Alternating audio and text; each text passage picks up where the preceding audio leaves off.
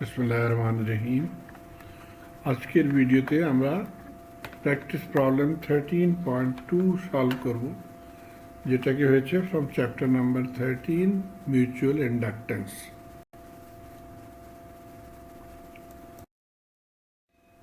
তো আসুন দেখি কোশ্চেন কি বলছে। Practice problem 13.2, determine phasor currents I1 and I2।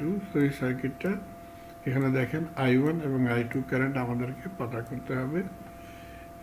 আমরা গত কোশ্চেনে সলভ করেছি, সেখানে এই কয়েলটা ছিল রাইট সাইডে, এখন কয়েলটা হয়েছে লেফট সাইডে। তার মানে হয় কারেন্ট I1 শেয়ার করছে ইন বোথ দি কয়েলস, এবং এটাও series connection of the coals হয়। সো যেমন আমরা গত কোশ্চেনে সলভ করেছি, প্রথমে আমরা ইনডিউসড ভোল্টেজের জন্য এই ডায়মন্ড বক্স অথবা ডিপেন্ডেন্ট সোর্স বক্স ড্র করে নিব ফার্স্ট স্টেপ।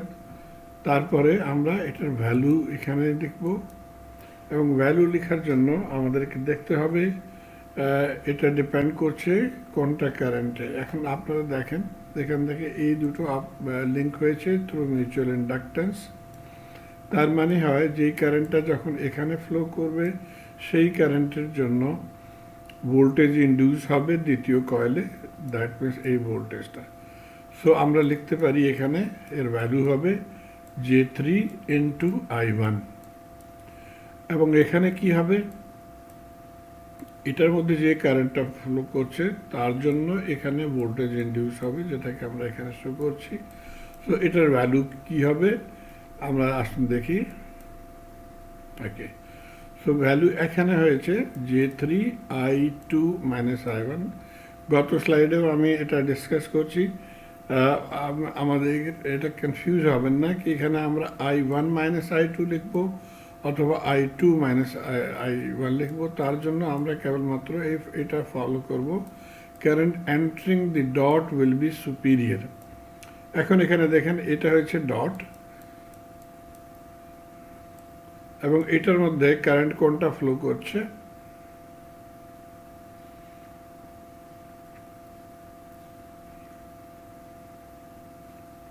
এটা নিচে আছে। I1 নন ডটেড টার্মিনালে ফ্লো করছে, কিন্তু I2 ফ্লো করছে ডটেড টার্মিনালে। এটা প্রথমে টাচ করছে ডটেড টার্মিনালকে, সেই জন্য আমরা I2 সুপিরিয়র হবে। সো I2 মাইনাস I1 লিখব। তারপরে আমরা এটার পোলারিটি মার্ক করে নেব। পোলারিটির জন্য আমরা জানি কে যখন যেখানে ডট এন্টারিং ডট পজিটিভ, তার মানে হয় এটার পোলারিটি কি হবে। এখানে দেখেন কারেন্টটা এন্টার হয়েছে এই ডটে, সেজন্য ডট পজিটিভ, ডট এখানে নিচে আছে সেজন্য নিচে পজিটিভ হবে, নিচে পজিটিভ আমরা এখানে লিখে নেব। সেই মতে এখানে কি হয়েছে, dot entering dot positive, so left সাইডে ডট আছে, সো এটা লেফট সাইডে পজিটিভ হবে। সো এটা নিচে এবং এটা লেফট সাইডে পজিটিভ হবে, যেমন কি আমরা এখানে দেখেছি। এখানে দেখেন নিচে পজিটিভ লিখেছি এবং লেফট সাইডে পজিটিভ লিখেছি।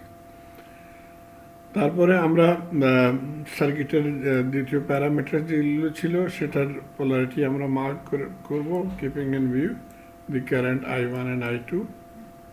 সেই পোলারিটিগুলো আমরা মার্ক করে নিয়েছি। তো এখানে আমাদের মার্কিং কমপ্লিট হয়েছে। এখন আমরা KVL ইকুয়েশন লিখব। ওকে, আমরা এখানে ছিলাম, এখন KVL ইকুয়েশনের আমরা একটা সার্কিটের ছিল ফার্স্ট লুপ। সো আমরা স্টার্ট করব ফ্রম -100।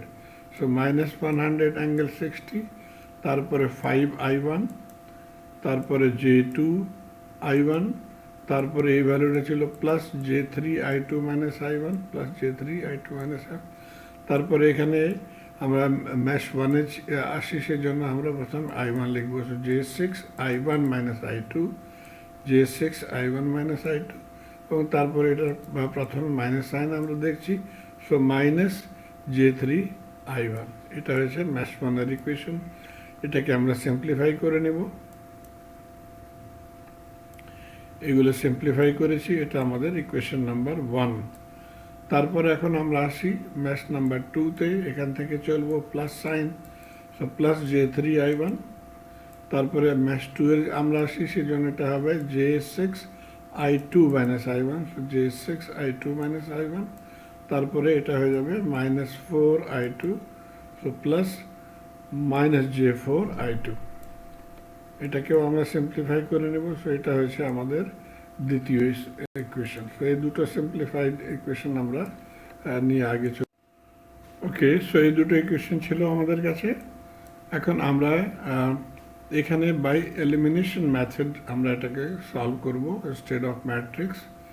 এলিমিনেশন কি করতে হবে, আপনি দেখেন এখানে J2I2 ছিল, এখানে J3I2 ছিল। এটাকে আমরা উইথ 2 মাল্টিপ্লাই করে দিব, J6 হয়ে যাবে, এবং এটাকে উইথ 3 মাল্টিপ্লাই করব, সো এটাও J6 হয়ে যাবে। সো J6 ক্যান্সেল হয়ে যাবে। আসুন দেখি কেমন করে করব।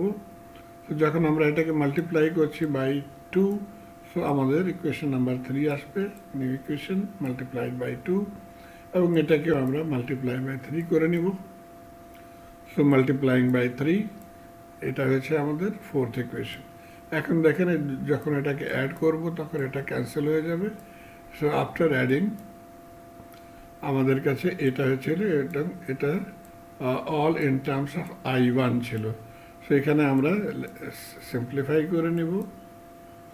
এটা হয়ে গেল ফাইনাল ইকুয়েশন, এবং এখান থেকে আমরা I1 ইজিলি ক্যালকুলেট করতে পারি। সো I1 কি হবে, 260 ডিভাইডেড বাই দিস টার্ম, এবং আপনি direct with the help of calculator in complex mode direct এই আনসারটা আপনারা ক্যালকুলেট করতে পারবেন। 17.88 অ্যাঙ্গেল 86.5 অ্যাম্পিয়ার। এখন যখন আমরা I1 জানি, তখন I1 এর ভ্যালু আমরা এই ইকুয়েশনে অথবা এটার মধ্যে আমরা পুট করে I2 ক্যালকুলেট করতে পারি। So putting I1 in equation 2, এখানে I1 এর ভ্যালু পুট করে দিয়েছি, -J3I1 প্লাস 2I2, যে আমরা কমন নিয়ে নিয়েছিলাম, এখানে চলে গেল, 0 হয়ে গেল। সো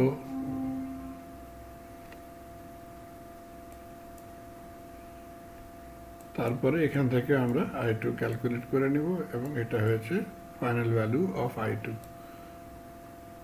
সো আমি আশা করি আপনারা এই কোশ্চেনটা ইজিলি সলভ করতে পারবেন। ধন্যবাদ।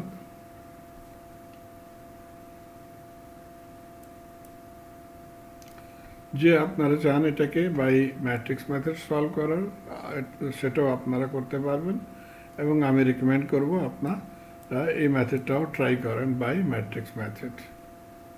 ধন্যবাদ।